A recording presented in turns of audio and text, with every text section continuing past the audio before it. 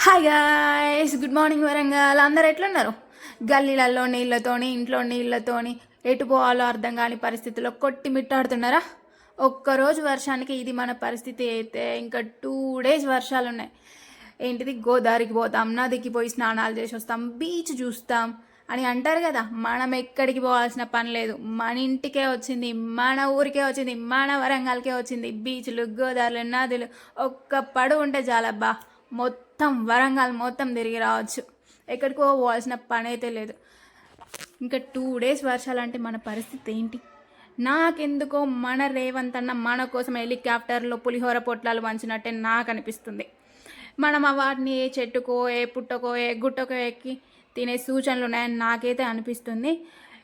Anyway, మీరైతే చాలా జాగ్రత్తగా ఉండండి. అసలు ఇంట్లోంచి బయటికి రాకండి, పిల్లల్ని అయితే బయటికి రానివ్వకండి.